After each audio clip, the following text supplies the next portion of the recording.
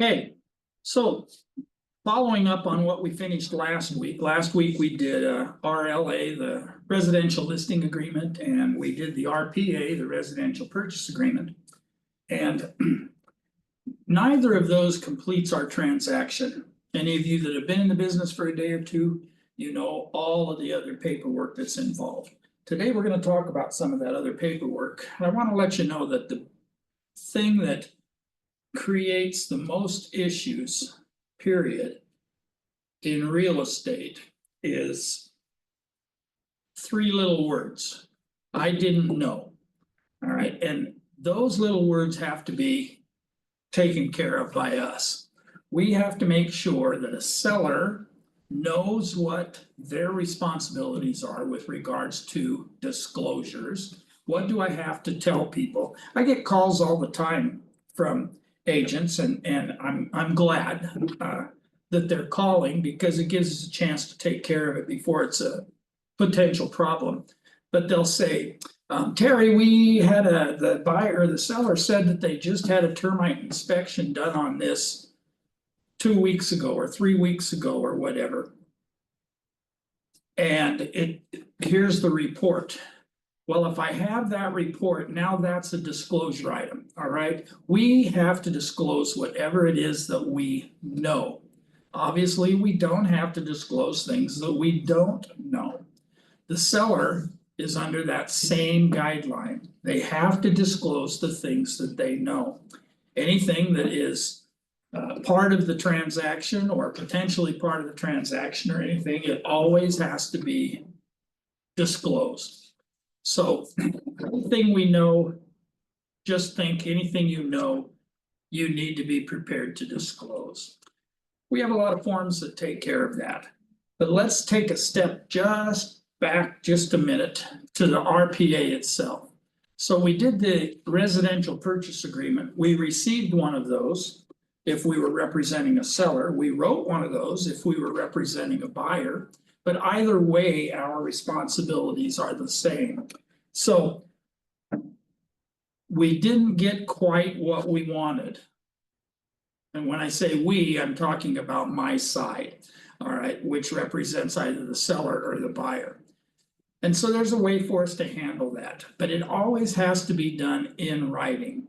Something that happens over the phone, I always say that something that happens on the phone didn't really happen. And that's obviously not entirely true, but it certainly is when it comes to contracts. Because if I just said to you, oh, well, we're going to do this instead of that, then does that really make it contractual? Does that really put it in anybody's hands as being able to know that it's happening or anything else? You know what? I need to turn a different light on here. Hold on, please.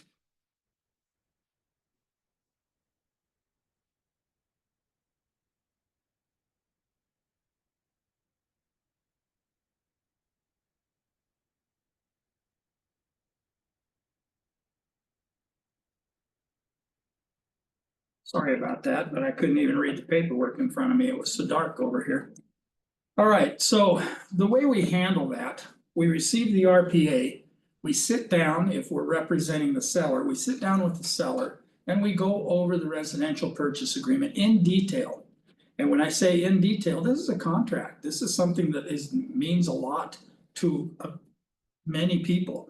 2 parties, 3 parties, 4 parties, who knows? But it means a lot to a lot of people. And so it does not need to be skimmed over. Now, I know I brought this up before, but you've all purchased cars before in your life, and you didn't want to go over those 9 legal pages of information and things. And so basically you rely on the salesman or the sales manager, whoever it is, or the lending department person, whoever it is that's going over it, you rely on them a lot. Well, we want to do the same thing. Obviously, we want you to know how to explain it to people so that they will understand it. And it's important that they understand everything they're doing. So there's some things that maybe they didn't agree with on the offer. And so we have what's called a seller counter offer. And there's also a buyer counter offer, so it could be countered back and forth. We'll touch on that in a minute, but right now we'll talk about the seller counter offer for just a second. And this is, you can basically counter offer anything that you want. When I say you, I'm still talking about a seller, okay? So you can counter offer anything that you want to, basically. If the purchase price were wrong or something different than you'd hoped for, you can counter offer that. If you you don't like the title company that they want to use, you don't like the escrow company that they want to use, you don't want to do termite work, whatever it is in there, you don't like the close of escrow date, that's too soon, you need more time than that to take care of it, whatever that is, you can counter offer it. I'm not recommending that you counter for just any old thing, but make sure that your counter offer includes everything that you want to counter. You have an expiration date on it. This is one of the keys here. Marketing to other buyers. Seller has the right, now this is written into the contract, so it's important that you understand that no matter what you counter, seller has the right to continue to offer the property for sale. Seller has the right to accept any offer received prior to the acceptance of the counteroffer. All right, so does that make sense to you? Basically, we got an offer in on Friday. We counteroffered it on Saturday. We haven't heard back yet. And we received another offer on Sunday. And we're reviewing that one with the seller, and that one's worth looking at as well. So now, or maybe it's better than the other one was, even with the signed counter. And so the seller decided they just want to accept that one. That is okay. And it is legal. So when you get a counter offer back from the seller, it's incumbent upon you to get with them get with the buyer as soon as you can if you're representing that side. Just knowing that until you have a signed counter offer, another offer can be accepted. Okay, so hope that makes sense to you. Even though it may say that you have expiration, seller shall be deemed revoked and blah, blah, blah, unless 5 p.m. on the third day. Anytime during those 3 days before 5 p.m. on the third day, 5 p.m. on the third day is actually an opportunity for the buyer to pull out of the offer if they decided that they didn't like all the things that were countered.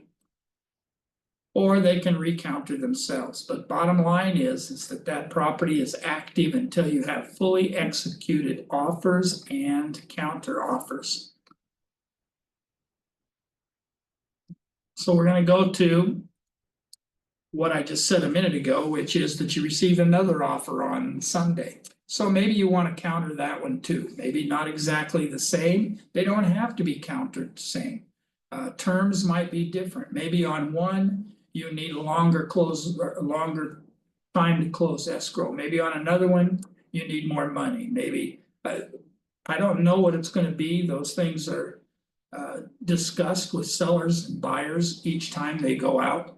But this one is saying that, hey, Mr. and Mrs. Buyer, we have more than one counter offer going out on this property.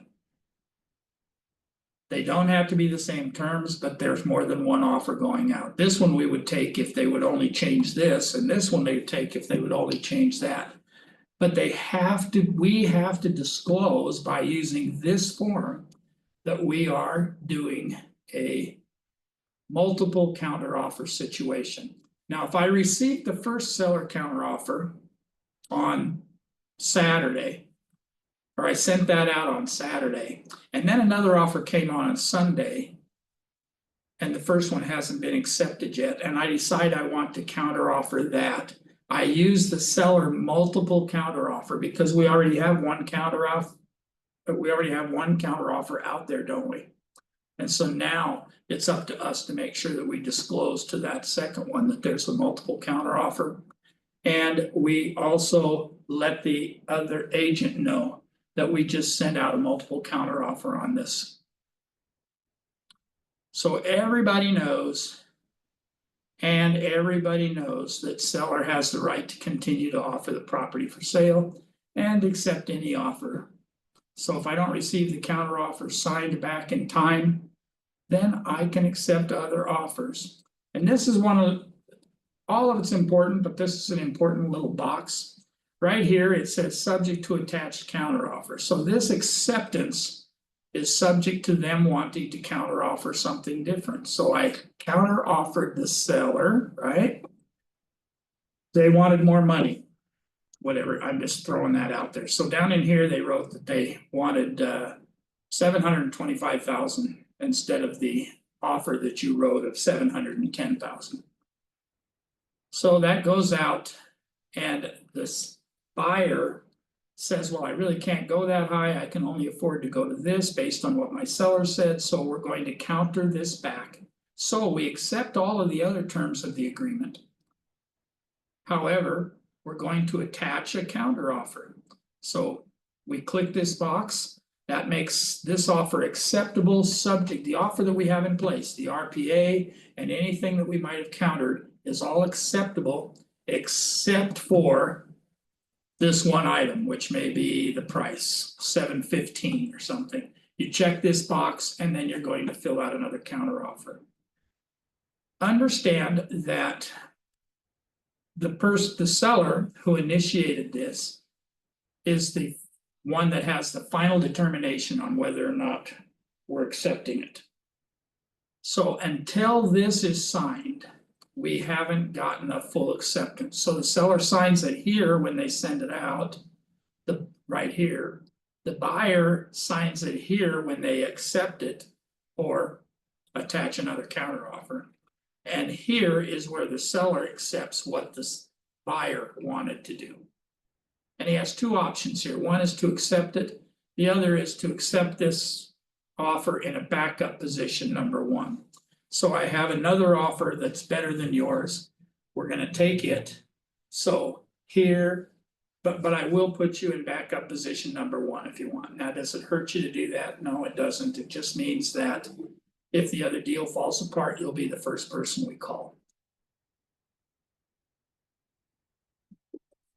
So that makes sense so far? Here's the buyer counter offer. You see, it's written the same way as the other one is. The only thing that's changed is up here on the top. It says buyer counter offer or a buyer counter offer to a multiple counter offer if that box is checked. We date it, we put the address on it, we write our terms. We went from 725 to 700 back to 710. Now we're doing 715, whatever those numbers are.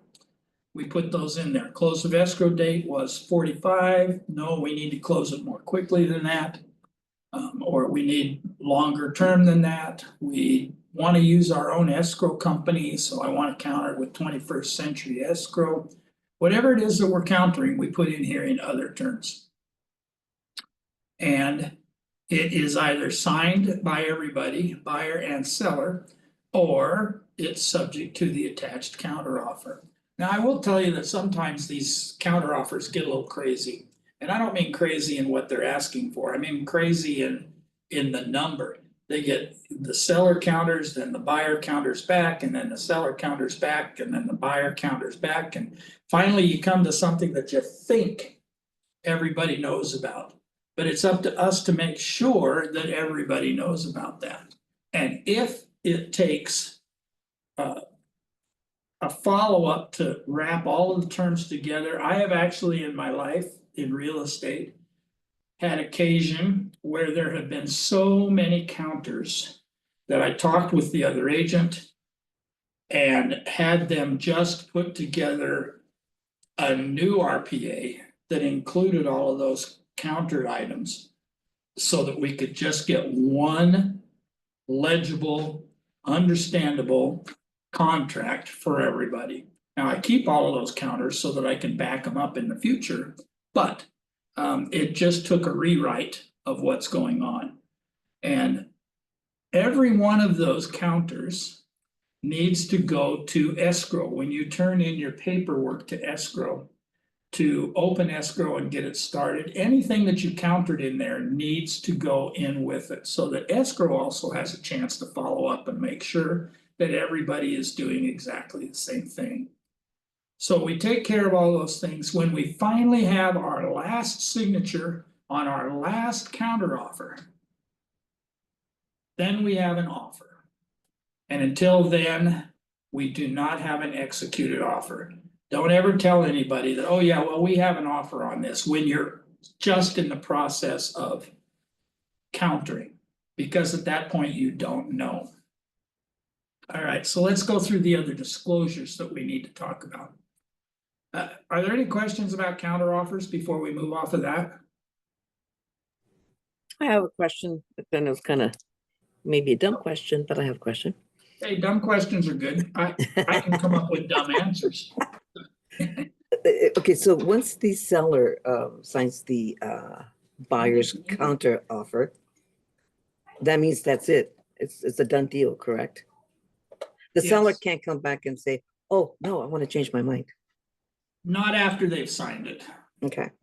Yeah, as a matter of, as a matter of fact, the only way to take care of it after that is that if somebody, and that's why I say it's important to go over these things in detail with everybody, because it's important that we all know exactly what's supposed to happen.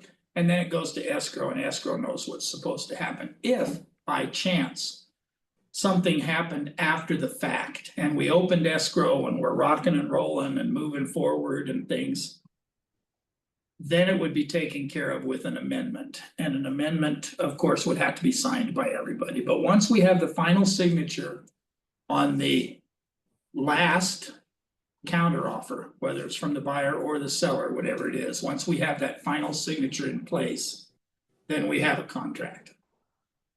Okay. Okay? Yes, sir. Thank you. All right, so now we're going to just hit on some of the disclosures that go out with everything, no matter what. Now, this, you have certainly seen these before.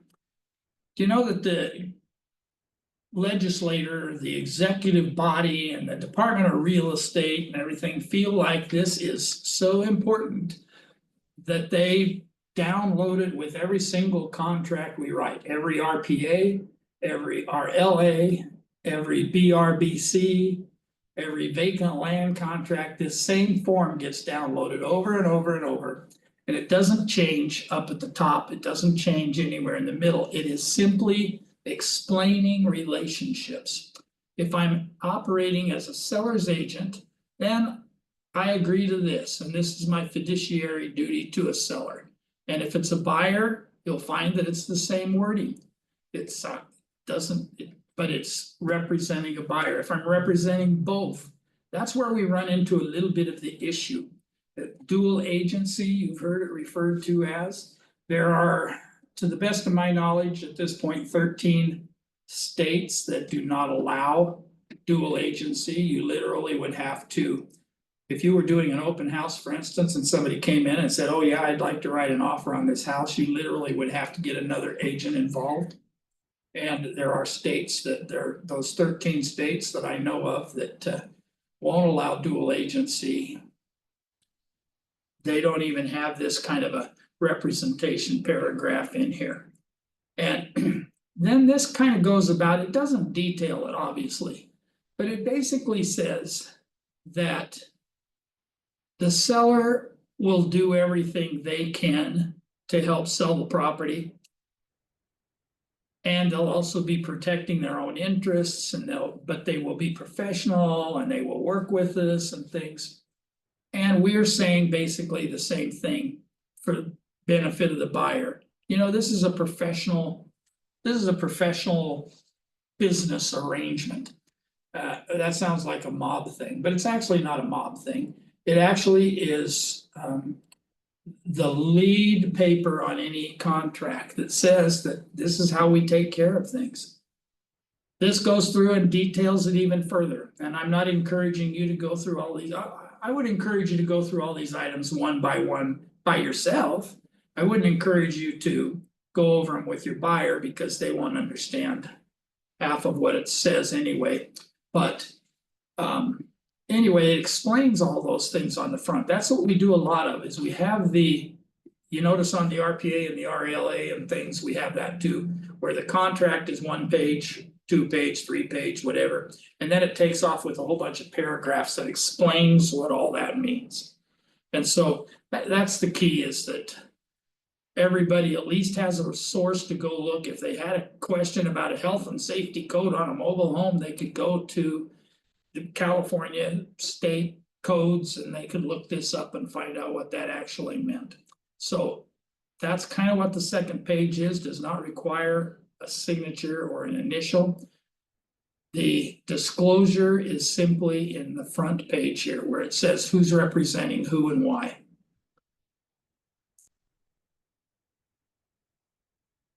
By the way, I've had people, before I go off of this form, I've had people ask me if they needed to send a copy of their agency relationship with their offer when they send it on a house. So you write an RPA up. You don't need to write up a copy of their, send them a copy of this. This is actually a disclosure between the agent and the buyer, or the agent and the seller, whoever they're working with. And it really does not have anything to do with the other party, the other side of the transaction. And so no, you don't need to send that out with it. And you don't need to press the other agent to get it back to you either. California Consumer Privacy Act advisory, disclosure, and notice. This is also required. And what it is simply is that we all know that there's all kinds of things regarding identity theft and all kinds of things like that. This is just to let people know that any information that they provide for us, any PI, that's what they refer to it as, personal information, any PI that is collected from the buyer or the seller is simply to take care of the transaction and get it closed. And it's not going to go anywhere other than whoever it's designed for. If it's for the title company to do a background check and things, the title companies, that they're not going to sell it off. It's not going to go to other people. Same thing with escrow. Any information that goes into escrow, it's not going to go to other people. And it's just part of the California Department of Justice Privacy Protection Agency, and it all stays in-house. Possible representation of more than one buyer or seller. We have to disclose this to people. Yes, it's a disclosure item. I know it doesn't say anything's broken or not broken, but it does explain to you that we might have multiple buyers in a situation. Maybe I get so lucky that there's a house that comes on the market and I've got 2 or 3 buyers that are looking for that exact house. Well, I'm not going to pick and choose which buyer I show it to. I'm going to let each of the 3 buyers maybe that I'm working with know that a house that fits their needs is currently on the market. And would you like to go see it? And I give everybody a fair shake. So there's possibility that I could write, as an agent, I could actually write 2 offers. I could write one for Mrs. Jones and I could write one for Mrs. Johnson at the same time and submit both of those and make sure that I represented them as the buyer individually. And I didn't say, well, you know, Mrs. Jones offered this much, you might want to go to liar or whatever. That's not my responsibility. In fact, I'm overstepping my responsibilities at that point in time. I will represent multiple buyers, but I will represent them fairly, and it'll be their information that goes out. Multiple sellers. So I may have many listings on many properties at the same time. Okay, so maybe I get lucky enough to where I get 2 or 3 properties in the same neighborhood. So I might be representing multiple properties, multiple sellers of similar properties. And they may, and some may attract buyers better than others, whatever the case may be. But I may be representing more than one in your area at the same time. And I'll market all of them the same way, or I'll market all of them as I feel like they need to be marketed. But I'm not supposed to be picking and choosing. One of them is my favorite, and so I'm gonna market them, I'll give them a little more than I do the other or whatever. No, that's not the idea. Dual agency, again. Second form. That actually. Talks about dual agency. And I just wanna let people know that. I may be representing more than one side. Now, let me go to dual agency for just a half a second here. And that is that the agent. On all of these transactions. Is Century 21 Masters. Randy is the broker, and so the bottom line is that he is the actual holder and owner of all the transactions. I represent him as an agent when I go out to take a listing or write an offer or something. So the seller brokerage firm is this, and buy is just who's representing the specific deal. So if Terry Ryan from Century 21 Masters was representing both sides, then that would be the same here, Century 21 Masters by Terry Ryan. It would show representing both sides.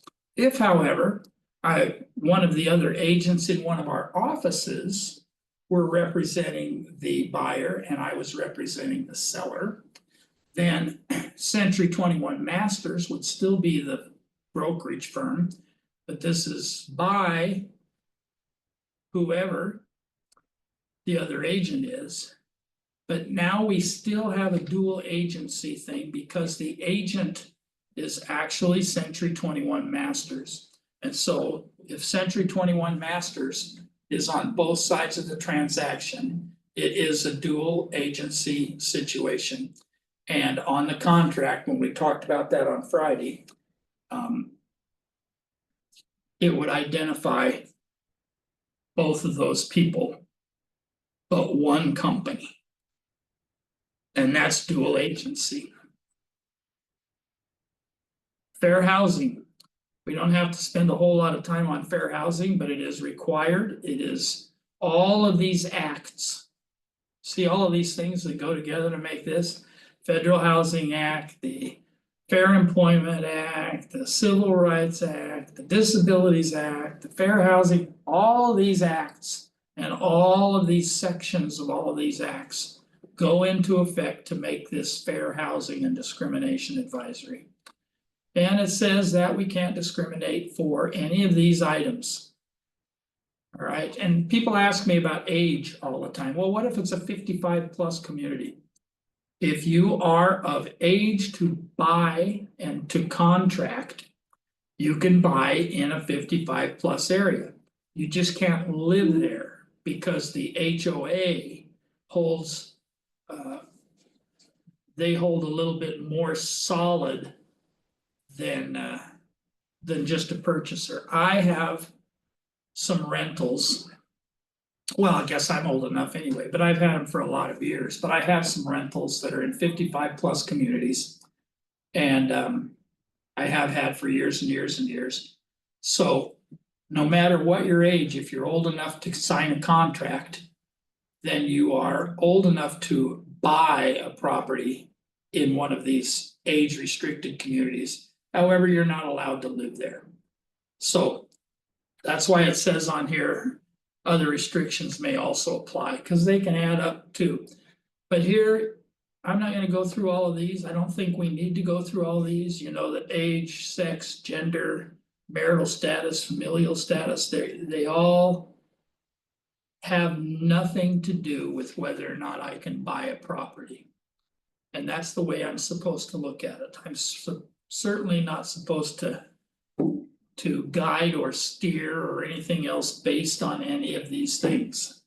I just need to pretend that everybody is the same. Not even pretend, I need to look at it like everybody is the same. And all of these people, whether it's a seller, whether it's a business licensees, mobile home parks, apartments, appraisers, banks, everybody is bound by these same fair housing laws. They don't change. A lender can't do one thing while an agent does another. They are all bound by the same laws. And any violation of those laws can result in some pretty significant punishment. All the way up to imprisonment in some cases. I don't know what you'd have to do to actually be imprisoned or anything, but just understand that says in when you took your tests and when you got your licenses and things, it talked about steering, guiding people to places that you thought would be better for them. You know, none of those things matter. We're not responsible for any of that stuff. If somebody says specifically, I want to be in such and such a community, I want to buy a house in such and such a community, it's up to us to show them houses in that community. If they say that they've got some handicap situations that are going on, obviously I want to look for houses that are handicapable. If there's disabilities and things that involve needing wider doorways or wider hallways or whatever. But if they choose to move into a regular house, they choose to move into a regular house. So just make sure that you just wipe all of those things out of your mind. If somebody comes to you and wants a 3-bedroom, 2-bath house, then start looking at 3-bedroom, 2-bath houses. All right, let's talk about something that we're responsible for on either side. Real estate transfer disclosure statement. Now, the real estate transfer disclosure statement, we all refer to that as the TDS, so that's what you'll hear everybody say. In fact, they put it down here, they, instead of typing out the whole thing, they went to TDS. And notice a couple of things here. So the property is assumed, the default is that it is a single family residence. However, if it's a duplex, you check this box. If it's a 4-plex or bigger, if it's for 5 units or more, you check all these boxes to apply. But notice here that it says a TDS is required for all units. Now, I think that should be changed to say for each unit. Because for all units, I guess confuses people sometimes and they just try to make, they've got a 4-plex or a triplex or a duplex or something like that. And they're trying to write up one TDS and they'll put no range in unit 4 or something and they write it out to the side and things. That is not sufficient. A TDS is required for each unit individually. So if you have 2 units, 3 units, 4 units, you need a TDS for each unit. You write the address in here, and of course the date goes in here that the TDS was completed. And notice on here that it says here that you might have some inspection reports that were completed pursuant to the contract or sale. So that's what I was telling you earlier, is that if you have a termite report ahead of time, if you've got any additional inspection reports or anything that you've already done, it's up to us to disclose those things. It's up to the seller to disclose those things, but it's up to us to make sure that the seller knows that he has that responsibility. So here's the disclosure. This first part is easy.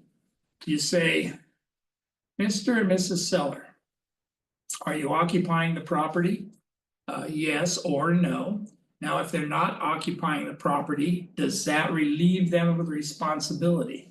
No, not necessarily. If they're landlords, they are still responsible to know what the unit has. So that doesn't take them out of the picture.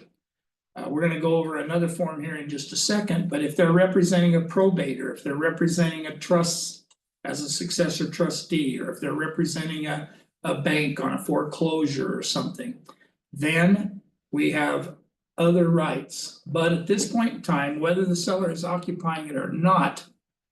If they own the property, they're living in it, or they own the property and have tenants in it. They are responsible to know whether or not the subject property has these items. Does it have a range? Does it have an oven? Does it have a microwave? Does it have a garbage disposal? Is there patio decking? People know those things, you know those things, you can help them walk through that whole process if you want to. You can't fill it out for them.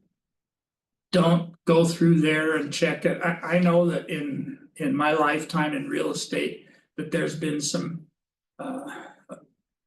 Little old man or little old lady who could barely hold a pen or something, and so I went through and individually asked them each thing. Do you have a range? Do you have an oven? Whatever it happens to be. This kind of is a do you have. Then down here, it says, are there to the best of your knowledge any of the things above that are not in working condition or not in operating condition?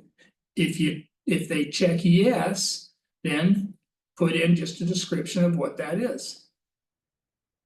You can sell a house as is with things missing and things, as long as you let people know and as long as their loan will allow it. So don't be afraid to mark it or have them mark it down the way it is. This isn't supposed to be, ooh, I don't know if I should tell them about this or not. Yes, you should. If that's even a question, yes, you should. You don't even have to call Terry. So, are there any that are not in working condition? Yes, there's a couple, here they are, blah, blah, blah. Spa heater does not work. All right, so at least I know, at least as a buyer, I know that the spa heater does not work. And so if I want a spa working, that's something I'm gonna have to figure out how to take care of. And then are you aware of any significant defects in the following? And then it goes through walls, floors, ceilings, roofs. Do you know of any leaking that's going on? Is there any cracking driveways, any of the plumbing that doesn't work? All you have to do is check that box, or all they have to do is check that box and describe what it is. It's easy. If you need a bigger list, it says here, attach additional sheets if necessary. Hopefully you don't have a whole lot of additional things if you're getting ready to sell your house, but you never know. We see home inspections come out sometimes with 3 or 4 pages worth of stuff. So it's not unlikely that they have a few things that don't work. We're trying to get them to disclose the things that they know about. I want to point out one little sentence here that just follows up on what I just said, which is the things that they know about. And it starts out the sentence, I can't find my, there we go. Are you the seller aware of any? Now, I've lived in my house for 23 years. And I've kept pretty good care of it. We've updated all kinds of things. We've redone kitchens, we've redone bathrooms, we've put new roofs on. I mean, we've done all the things. We've changed it from single pane windows to dual pane windows. We've done all those kinds of things to our house. I think we've done a pretty good job of maintaining it. And there still probably is an item or two. Don't know what it is because I don't go through every item in my house every day. But there's probably still a few items that in a home inspection would come up as having some problems.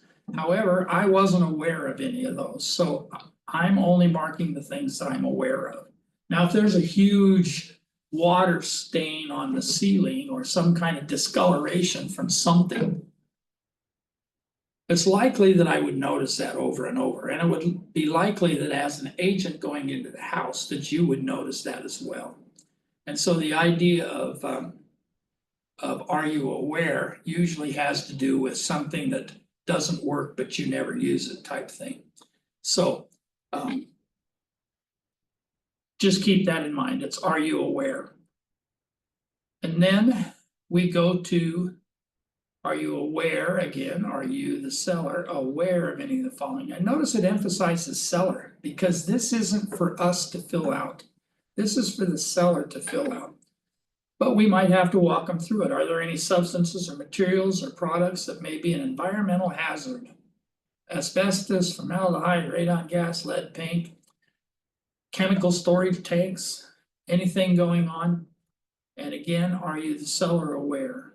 Do you know of anything shared in common with adjoining land owners? And it identifies, you know, are there walls, fences, driveways, things like that that are shared? Is your fence line the dividing line between your property and it?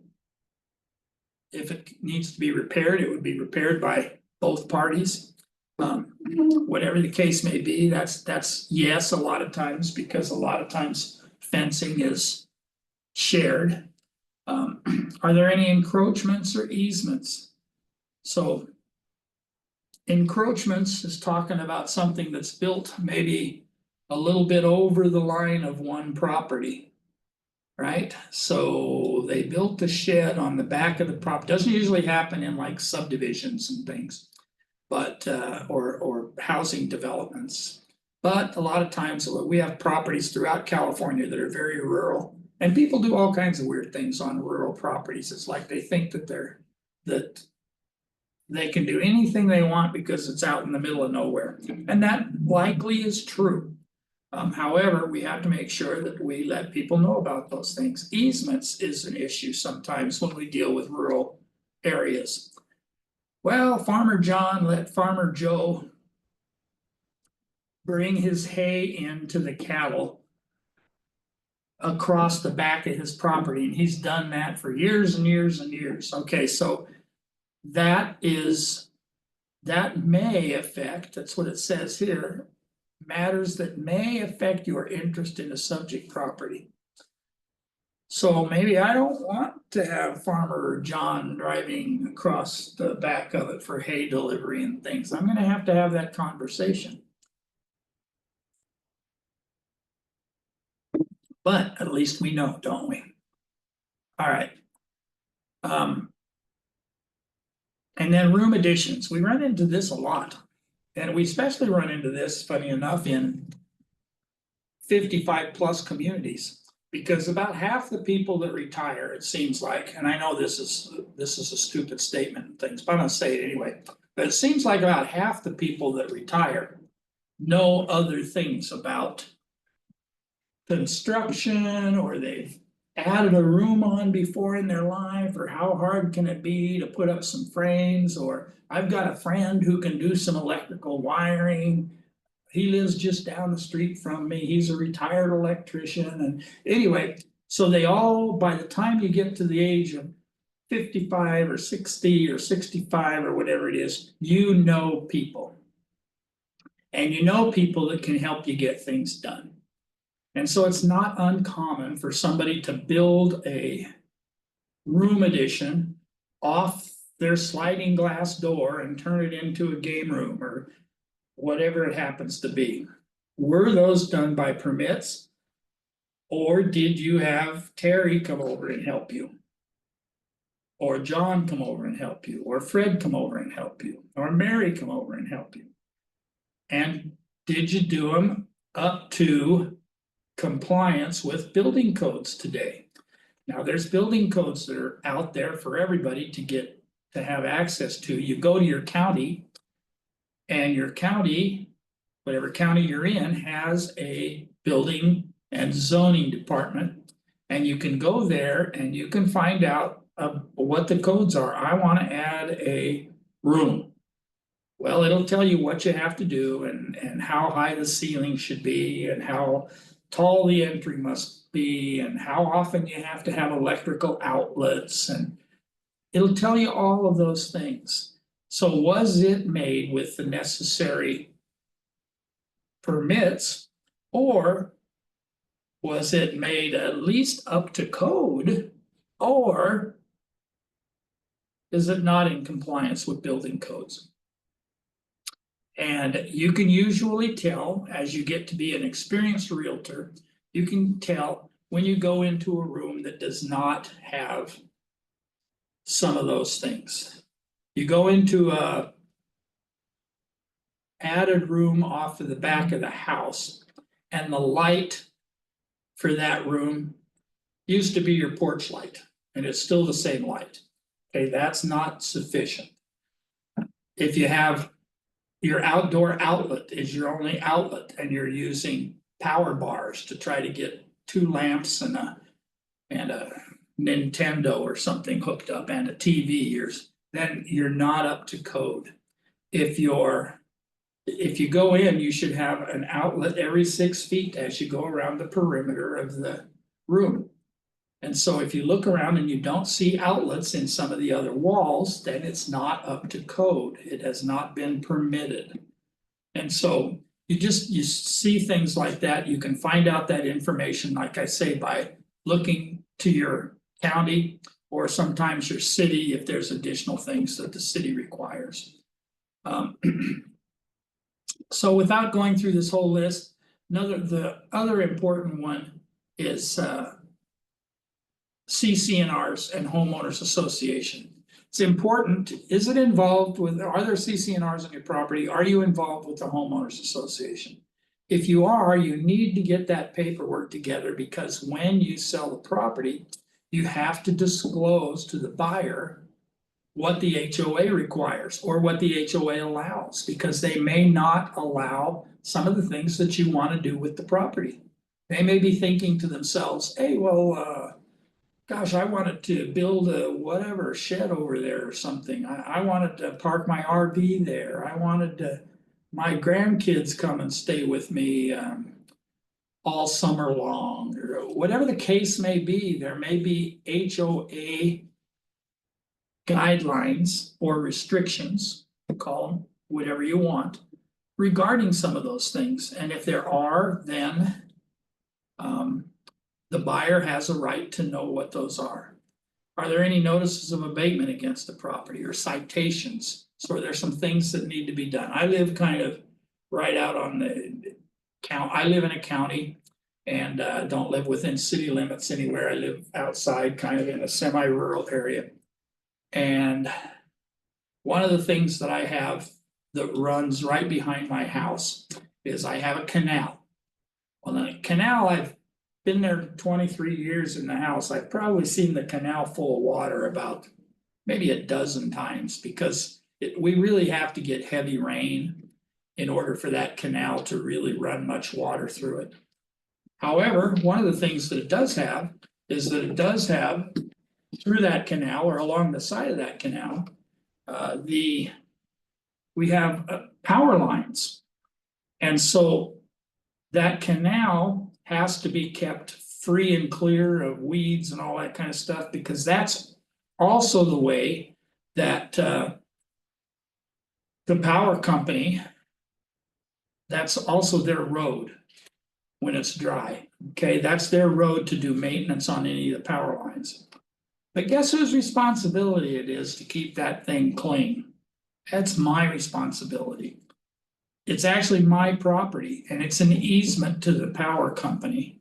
And it's kind of funny that I have a canal on my property, but it's also a road for the power company. But I can get notice of abatement anytime the weeds get too high back there. Now it's behind my fence, so I don't see it. But they get down there somehow and they see what's down there and they say, oh yeah, well, and they hang a little thing, this little door hanger. I think some realtor's been canvassing my neighborhood and I look at it and it's from the power company saying that I need to clear the area behind my fence. So that's just a little notice of abatement. However, I'm given a certain amount of time to do that. If my house sells in the meantime, can I leave it for the other guy and just hope that it works out that way? Well, you know, it's gonna close before that, so I'll just go ahead and let him take care of it. I need to notify them, otherwise I'm gonna end up possibly getting dragged into court and having to pay for it anyway. So we may as well just get it done. Are there any other lawsuits against the property? Are we doing anything? Have we got a bankruptcy going on? Have we got a divorce going on? Have we got mechanics liens? Have we got anything happening against the property that somebody needs to know about? And anytime you check a yes, just like on the previous page, anytime you check a yes, it requires a little answer down here. It can be a one-word answer. It doesn't have to be, well, you know, my wife and I were unemployed for a while, and so we weren't able to, doesn't need to be that, it's just. Roof has been repaired, ceiling has not been repainted. Whatever the case is. All right, so here, page C, so that's everything that the seller needs to talk about. Here we have an opportunity for agents. The first agent on here is the agent who listed the property. Right? Notice it says here, to complete only if the seller is represented by an agent in this transactions. This is the agent's part. So the undersigned, based on looking around the property, notice what it says here. Based on a reasonably competent and diligent visual inspection of accessible areas. All right, so this used to be the only place where we as agents could write down anything that we saw. So Century 21, actually Century 21 didn't start it, but a form came out a few years back called the AVID. We're going to go over that in just a second. Agents Visual Inspection Disclosure. Century 21 Masters requires that you do an agent's visual inspection disclosure. So your responsibility is to check this box and then attach the agent's visual inspection disclosure that you did. I will tell you that not all offices require that. It's not a law that you do an AVID. It is a law that you do a TDS, but it's not a law that you do an AVID. So occasionally you will see some of the small town real estate offices that'll just write a couple of things in there. Cracked driveway, some minor cracking in stucco, whatever. And they'll write things in there like that and will not provide any other disclosure. But that's legal, at least if they filled it out. Same thing here. This is the agent who has obtained the offer. Okay, it's easy. It says it right here. The agent who obtained the offer. And it's same thing. If they do an AVID, they'll check this box, see attached AVID. And if not, they may write a couple of things in here. And then everybody signs, when you get into escrow, everybody signs to acknowledge a receipt of this. So we know that both the buyer and the seller and both agents are aware of anything that was written in this TDS. It's an important disclosure. It is required by law. All right.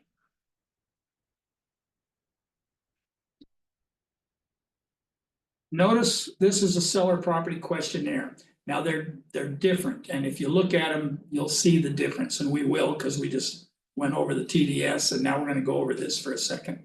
But the seller property questionnaire is more letting people know of things that might affect the value or the desirability of the property. Like I have several rental properties, and one of my rental properties, I just put a new water heater in the other day. So this form would give me a chance to put that I put a new water heater in there the other day. And now somebody who buys the house, it's not for sale, but if it were, somebody knows that there's a brand new water heater in there. And they won't have to be worried about that for a while. I have another rental property that I just put a roof on. And so that's something that I tell people in these kind of things. So if you've done some things to the house that upgrade it or make it more desirable or something, if it's significant, see here it says, known material or significant items affecting the value or desirability of the property. And that's what we're trying to do here. So this is actually like a little brag sheet. It's not supposed to be, oh my gosh, are there things that I didn't tell them? Well, this gives you the opportunity for that too. But the TDS takes care of more of that. This takes care of more of what kind of things are going on. Within the last 3 years, has there been a death of an occupant of the property up on the property? And read that carefully to them, because this is the death of an occupant of the property up on the property. Oh, I never met her. Somebody on here? Okay. Okay. My buddy. Anyway, so Just came in. Oh, yeah. Okay, gotcha. Kate. Yeah, for sure. There we go.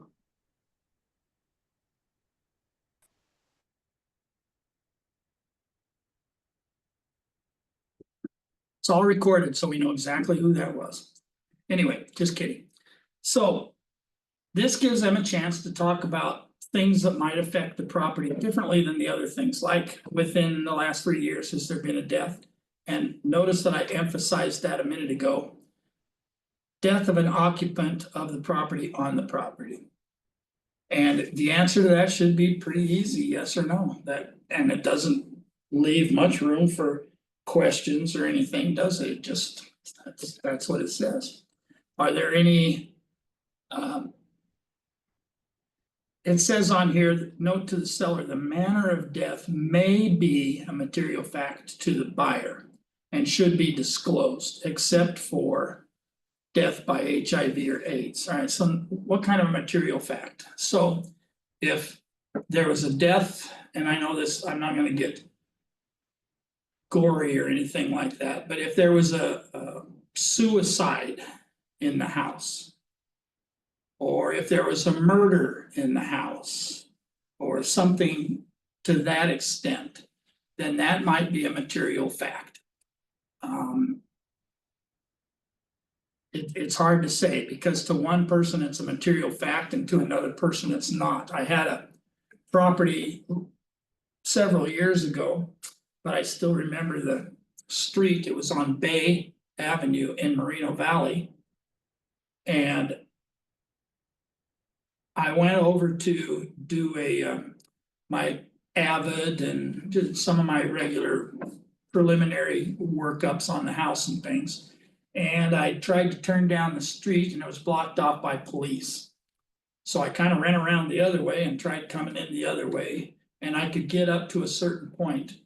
But the certain point that I got to helped me to realize when I got out of the car that the property that they were at is the property that I was going to list. And I noticed at the same time that there were a couple of sheets covering bodies in the front yard. And of course, the police weren't gonna let anybody close to the house and stuff, even for the all-important Avid. And so I asked if they had any idea when it would be available or what would be the procedure at this point in time, and they simply said to contact the owners of the property and figure it out from there. For all I knew, the owners were the ones that were covered by sheets in the front yard at that point in time. So I waited a couple of days and then made phone calls and things, and sure enough, there'd been an attempted break-in and all that kind of stuff. Well, do you think that would be a material fact to a buyer? That somebody was covered with a sheet out in the front yard?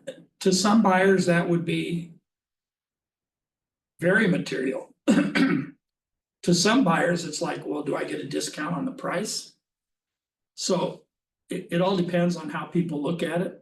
Some people look at it as being terrible, but you know what? There are other things that go on with houses and stuff. I know that 8 is a lucky number for some nationalities. And they want to see more 8s in a whatever. They want an 8 in the address. They want an 8 in the sales price. They want whatever that happens to be. I know that I was trying to show a house to some people one time, and we went up to the house and I opened the front door for him, got the lockbox and got the key and opened the front door. And the wife wouldn't go in. And the reason she wouldn't go in was because when she looked in the front door, she could also look out the back door. And there was something in her upbringing or whatever that, because I asked them about it after the fact, and there was something in their nationality and their beliefs that the front door and the back door could not be lined up because it was too easy access for evil spirits. So the doors needed to be offset. So I don't know what's going to affect people, but we have to disclose anything we know.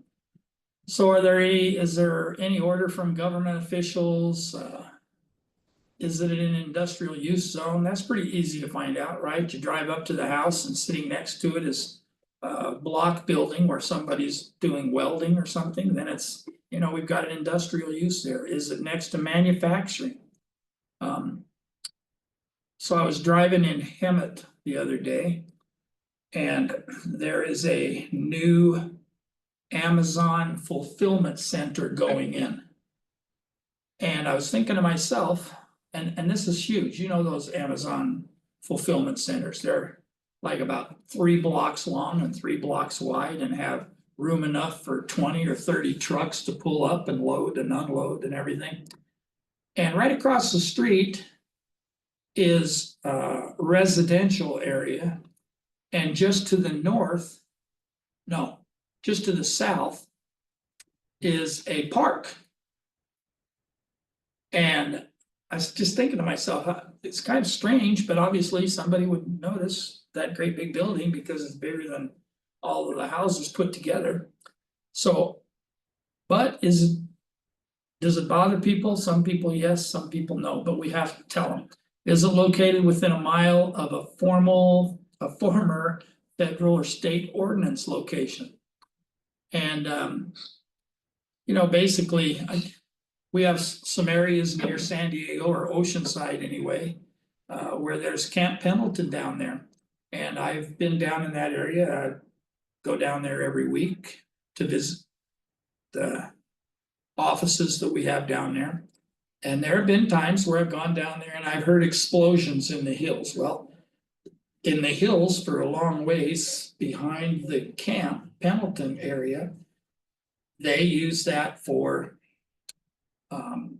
I guess target practice with bombs. Now, they're not bombs that are going to take out cities or anything like that. And it's a very nothing but dirt and bushes area. But that may panic a few people to hear explosive going on once a month or twice a month or whatever those are. Is it a condominium or located in a planned unit development? Just means that there's going to be shared facilities with people. Do you have any insurance claims affecting the property, or have you had within the last 5 years? Now, why does it matter that it's within the last 5 years? And from a disclosure standpoint, if it's been within the last 5 years, it's kind of like, did they get everything? If it was a water damage thing, one of the items that pop up on a regular basis is, I wonder if the mold is all gone. Maybe I need to have a mold inspection done to find out if the mold is all gone. So we just have to identify, yes, there was, and then you identify what it is. Since you have a yes, you put the explanation right here. So all of those things are things to do with the property in general. This has to do with things that you've done to the house mainly. And that is, or not done to the house, but have you done repairs and alterations? And so this is the type of things where you have a chance to kind of do a little brag, right? Yeah, we put a new water heater in. Yes, we put in a new roof. Yes, we've painted recently, blah, blah, blah. And we have those items in there. Now, one of the things that was that it identifies here, it wants additional information if it was an ADU or a flip. So if you purchased the property within the last within 18 months of accepting a new offer, yes or no, and if it's yes, then were there other modifications or anything done? I bought a house about 3 or 4 years ago, just before COVID, and my intent was to fix it and flip it because it was in pretty bad shape. I got a good price for it when I bought it. And I put some money into it, and about 7 months later or so, I sold it for a good increase. And anyway, you just have to notify people of those kind of things. They're just things that people want to know and things that may affect value.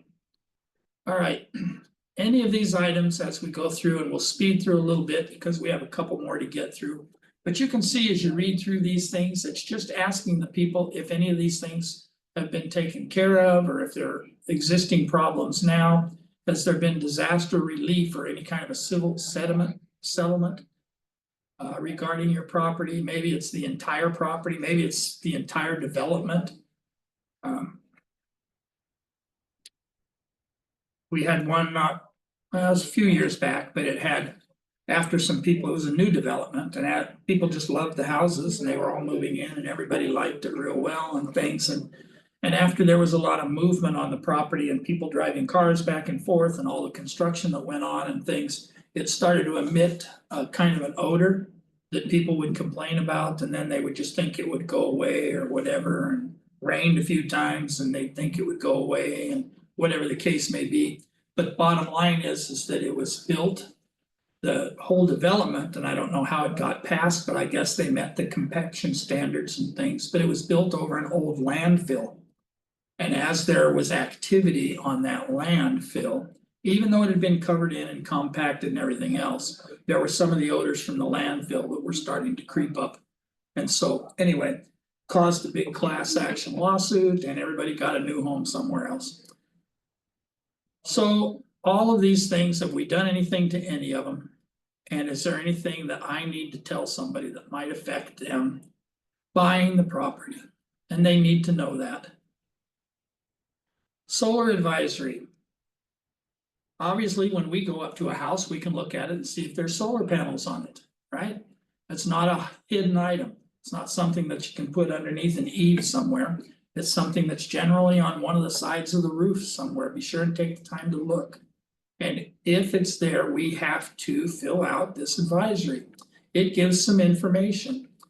The age of the solar system, the installation company, who did it?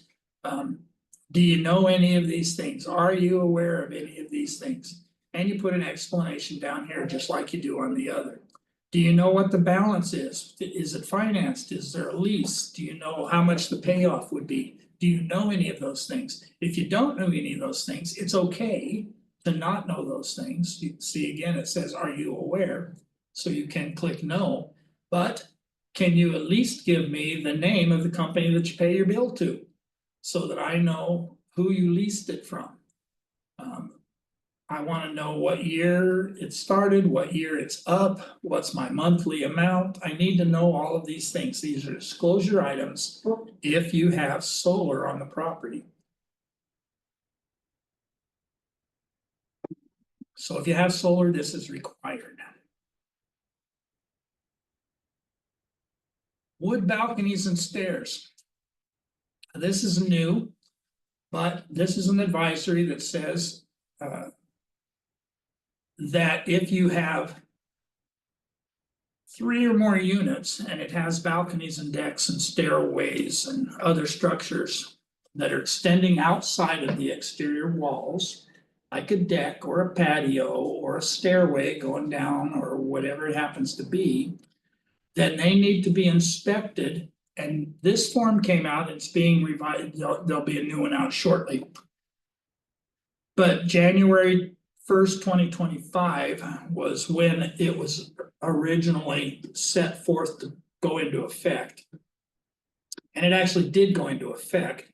The difference is they extended the amount of time that you have to have it inspected. So if it's a homeowners association, if it's a condominium complex, if it's something 3 units or more, so not on a single house, but on a 3 units or more, then by January 1st, 2026. So they extended it by a year.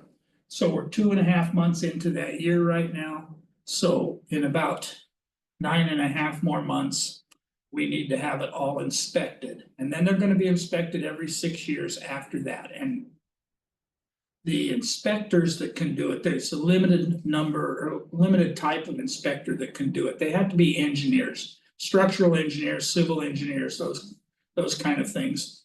And it has to be done by the end of 25. So if you're buying a house now or selling a house now, it's something that you have to let people know about, that, hey, by the end of the year, we have to have these wood balconies and things inspected. All right, a couple of other things real quick.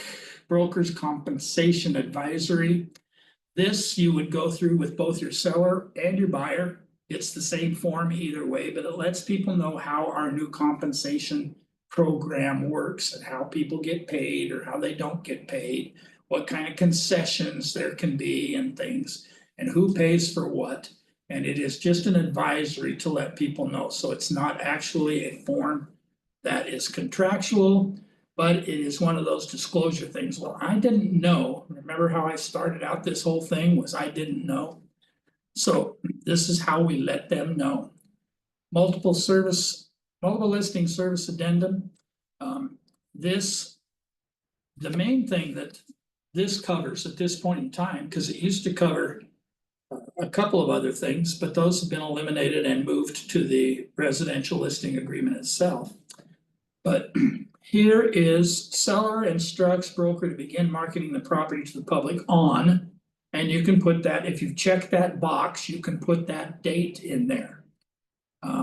Seller wants it to be in coming soon status or not. So you can check that box. I do not want it to be in coming soon. I want it to be marketed right now. So put it on the market as of today or as of Thursday, or we'll have everything done by Friday or whatever that date is. Then that gives you that little bit of reprieve with the multiple listing service to where you didn't put it in the MLS on the within 1 day after you were supposed to, because the seller told you not to. And so the seller is the one that owns the house, not the MLS and not me.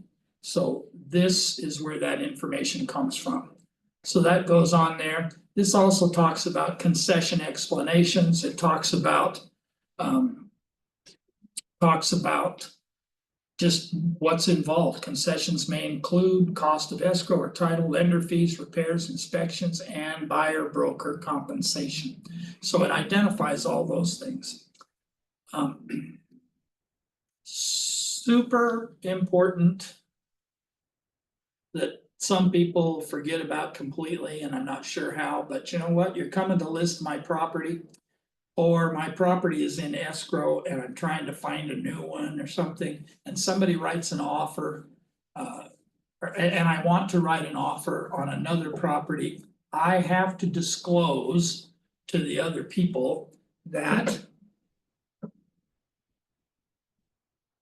the purchase or the seller's purchase of a replacement property is something that has to happen in order for me to move. So even though my house is on the market, I can't move unless I have another house to move into. So that's why it's called seller's purchase of replacement property. So you fill it out with the seller ahead of time. And there's a couple things here. It says this agreement is contingent upon entering into a contract within 17 days.